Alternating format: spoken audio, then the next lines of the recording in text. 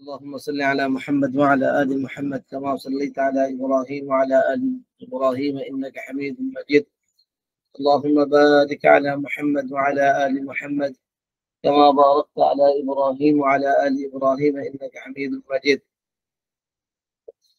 الحمد لله وكفى وسلام على عباده الذين اصطفى، أما بعد، فأعوذ بالله من الشيطان الرجيم. بسم الله الرحمن الرحيم.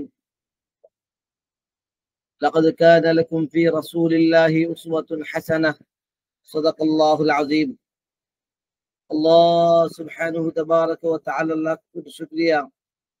আল্লাহ সুবহানাহু তাবারাকা ওয়া তাআলা আমাদেরকে রাসূলুল্লাহ সাল্লাল্লাহু আলাইহি ওয়াসাল্লামের সিরাতের উপরে জানার জন্য, সিরাত সম্পর্কে শেখার জন্য এই সিরাতের ক্লাসে দর্শে আসার বসার তৌফিক দান করেছেন। এই জন্য আমরা সকলেই আল্লাহ সুবহানাহু তাবারাকা ওয়া তাআলাকে রাজি খুশি করার জন্য মন থেকে তার শুকরিয়া আদায় করি। আলহামদুলিল্লাহ। প্রিয় ভাইরা, আল্লাহ সুবহানাহু তাবারাক তাআলা আমাদেরকে সৃষ্টি করেছেন, আসমান তৈরি করেছেন, জমিন সৃষ্টি করেছেন, যা কিছু সৃষ্টি করেছেন সব কিছু সৃষ্টি করার একটা উদ্দেশ্য আছে। আর সেই উদ্দেশ্য হলো আল্লাহ পাকের বান্দেগী, দাসত্ব, গোলামি করা। আল্লাহ পাক কোনো কিছুকে বেকার তৈরি করেন নাই। আল্লাহ পাক বলেন, রব্বানা মা খালাকতা হাযা বাতিলা। আল্লাহ আপনি কোনো কিছুকে বেকার অনর্থক তৈরি করেন নাই। প্রত্যেকটি কাজের মধ্যে, প্রত্যেকটি সৃষ্টির মধ্যে আল্লাহ পাকের কোনো একটা হিকমত আছে, কারণ আছে। আল্লাহ সুবহানাহু তাবারাক তাআলা মানুষ পাঠিয়েছেন, মানুষ যেন তার মালিককে মানে, তার মালিকের ইবাদত করে। এই জন্য আল্লাহ সুবহানাহু তাবারাক তাআলা যুগে যুগে নবী রাসূলদেরকে পাঠিয়েছেন। আল্লাহ সুবহানাহু তাবারাক তাআলা বলেন, ওমা খালাকাতুল জিন্না ওয়াল ইনসা ইল্লা লিয়াবুদুন। আমি জিন আর ইনসান, মানুষকে সৃষ্টি করেছি শুধুমাত্র আমার ইবাদত বন্দেগীর জন্য। আল্লাহ সুবহানাহু তাবারাক তাআলা আমাদেরকে তৈরি করেছেন তার ইবাদতের জন্য, তার বন্দেগীর জন্য, তার দাসত্বের জন্য, গোলামির জন্য। তো গোলামিটা করব কিভাবে? আল্লাহ পাকের দাসত্ব করব কিভাবে? কোন পদ্ধতিতে আমি আল্লাহ পাকের গোলামি করব? এই জন্য আল্লাহ সুবহানাহু তাবারাক তাআলা যুগে যুগে বান্দা এবং তার মালিকের মাঝে সম্পর্ক তৈরি করার জন্য আল্লাহ পাকের পক্ষ থেকে আল্লাহ পাক যুগে যুগে রাসূল পাঠিয়েছেন, নবী পাঠিয়েছেন, যাদের কাজ ছিল আল্লাহ ভোলা বান্দাদেরকে আল্লাহর সাথে জড়িয়ে দেওয়া, আল্লাহ পাকের বিধিবিধানগুলি মানুষের মাঝে পৌঁছে দেওয়া। সেই ধারাবাহিকতায় সর্বশেষ নবী সাইয়্যিদুল মুরসালিন, খাতামুন নবিয়্যিন হযরত মুহাম্মদ রাসূলুল্লাহ সাল্লাল্লাহু আলাইহি ওয়াসাল্লাম, তাকে আল্লাহ সুবহানাহু ওয়া তাআলা ইয়ামে জাহিলিয়াতের যুগে পাঠিয়েছেন। এমন যুগে পাঠিয়েছেন যখন মানুষ মারামারি, হানাহানি, দাঙ্গা হাঙ্গামায় বিলিপ্ত ছিল। সেই সময় রাসূলুল্লাহ সাল্লাল্লাহু আলাইহি ওয়াসাল্লাম এসে আল্লাহ বলা বান্দাদেরকে আল্লাহর সাথে পয়গাম পৌঁছে দেওয়ার জন্য আল্লাহর বাণীর মাধ্যমে পৌঁছে দিয়েছেন। আল্লাহ পাকের বাণী হলো কুরআন।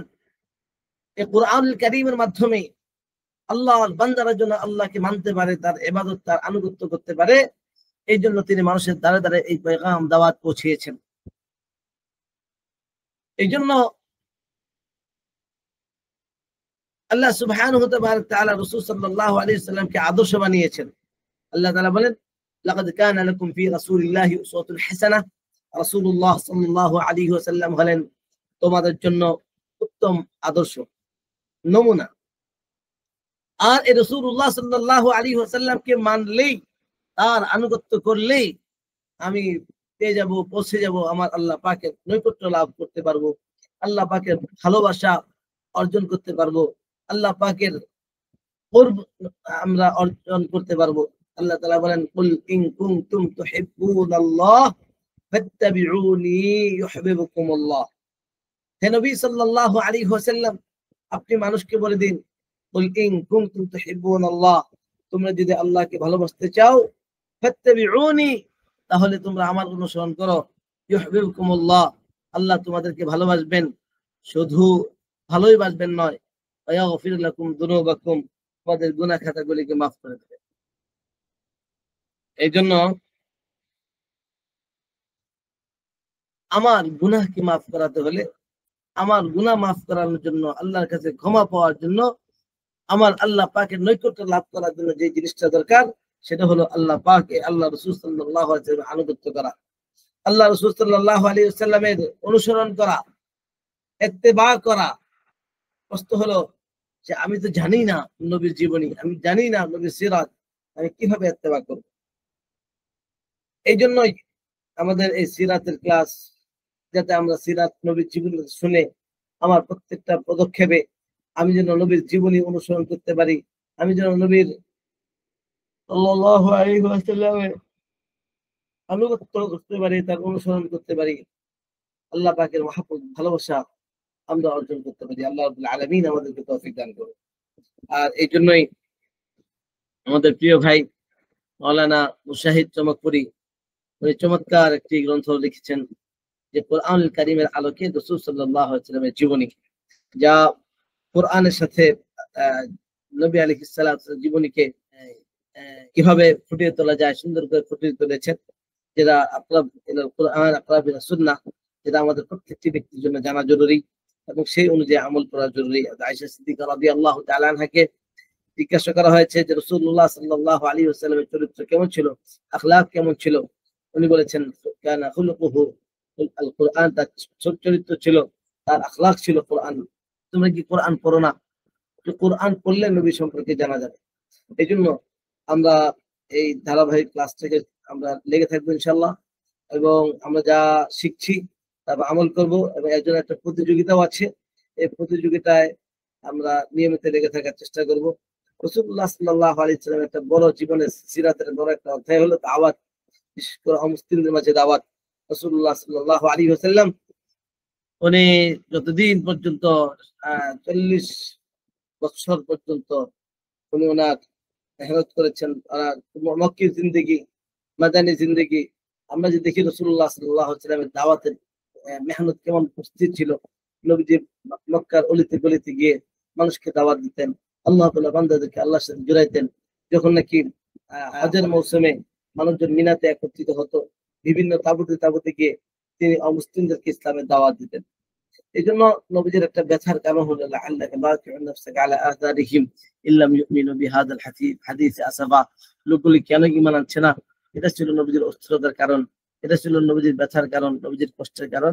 এই জন্য নবী আলাইহিস সালাতু ওয়াস সালাম এর কষ্টটা আমরা সিরাত থেকে আমরা জানতে পারি, আমরা আমাদের জীবনে এটাকে বাস্তবায়ন করতে পারি, আমরা চেষ্টা করব।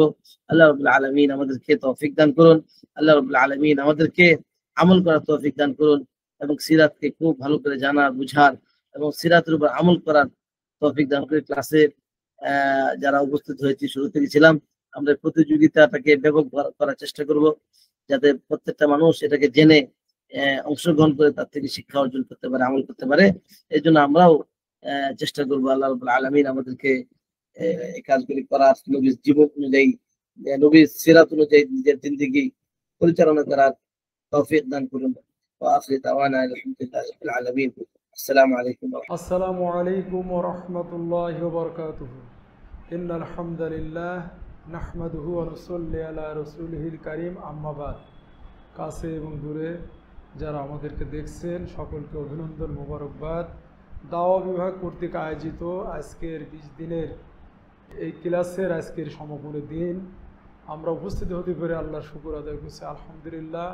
আমরা দোয়া করি আল্লাহ তাআলা আমাদের এই সিরাতের এই ক্লাসগুলো আল্লাহ তাআলা দয়া করে কবুল করুন। যারা উপস্থিত হয়েছেন আল্লাহ তাআলা সবাইকে উত্তম জাযাখির দান করুন। বিশেষ করে আমাদের শেখের লেখা গ্রন্থ থেকে যে সিরাতের আলোচনা শুরু হয়েছে, কোরআনের আলোকে রাসূলুল্লাহ সাল্লাল্লাহু আলাইহি ওয়াসাল্লামের জীবন, এটা একটা মৌলিক গ্রন্থ। আমরা আশা করি আল্লাহ তাআলা এই বইটাকে কবুল করুন, এবং সকল সিরাতের আলোচনা যা হয়েছে আল্লাহ তাআলা ভুলভ্রান্তি মাফ করে আল্লাহ তাআলা কবুল করুন। আল্লাহ তাআলা কোরআনুল কারিমে বলেছেন, লাকাদ কানা লাকুম ফি রাসূলিল্লাহি উসওয়াতুন হাসানাহ, নিশ্চয় তোমাদের জন্য রাসূলুল্লাহ সাল্লাল্লাহু আলাইহি সাল্লামের মধ্যে রয়েছে উত্তম ও অনুপম আদর্শ। রাসূলুল্লাহ সাল্লাল্লাহু আলাইহি সাল্লামের কথা, কাজ ও আদর্শের অনুসরণ অনুকরণ করা মুমিন হিসেবে আমাদের জন্য অনেক সৌভাগ্যের ব্যাপার। রাসূলুল্লাহ সাল্লাল্লাহু আলাইহি সাল্লামের জীবন আমাদের সব সময় আমাদের সামনে থাকার দরকার, সামনে রাখার দরকার। আর সামনে রাখতে হলে, থাকতে হলে রাসূলুল্লাহ সাল্লাল্লাহু আলাইহি সাল্লামের সিরাত আমাদের বেশি বেশি আমাদেরকে জানতে হবে, আমাদেরকে অনুসরণ করতে হবে। এই জাতীয় ক্লাসগুলোকে বেশি বেশি আমাদের অংশগ্রহণ করতে হবে। তাহলে রাসূলুল্লাহ সাল্লাল্লাহু আলাইহি সাল্লামের সিরাতের বিষয়গুলো আমরা জানতে পারব। রাসূলুল্লাহ সাল্লাল্লাহু আলাইহি সাল্লামের জীবন আমাদের জন্য অবশ্যই অনুকরণীয়, আদর্শনীয়। কাজেই এই বিষয়গুলো আমরা যত বেশি জানব, আমাদের তত আমরা নিজেদের জীবনকে আলোকিত করতে পারবো। সমাজের মানুষকে যত জানাবো, সমাজের মানুষ তত আলোকিত হতে পারবে। এই জন্য সর্বোপরি আমাদের রাসূলুল্লাহ সাল্লাল্লাহু আলাইহি সাল্লামের সিরাতকে বেশি বেশি জানানোর চেষ্টা করা, এটা আমাদের জন্য খুবই সৌভাগ্যের ব্যাপার, খুবই আমি মনে করি মর্যাদার ব্যাপার। আল্লাহ তাআলা দয়া করে আজকের এই অনুষ্ঠানকে কবুল করুন এবং এই যে আয়োজন হয়েছে, আয়োজনকে আল্লাহ তাআলা দয়া করে কবুল করুন। আমাদের শায়েখ মুরশিদ আলী চমকপুরি হাফিজাহুল্লাহ, উনি যে খেদমত করেছেন, আল্লাহ তাআলা ওনার খেদমতকে দয়া করে কবুল করুন। যারা শুরু থেকে শেষ পর্যন্ত শ্রম দিয়েছেন, উপস্থিত হয়েছেন, আল্লাহ তাআলা সবাইকে উত্তম জাযাখির দান করুন। সুবহানাকা আল্লাহুম্মা বিহামদিকা আশহাদু আল্লা ইলাহা ইল্লা আনতা আস্তাগফিরুকা ওয়া আতুবু ইলাইক।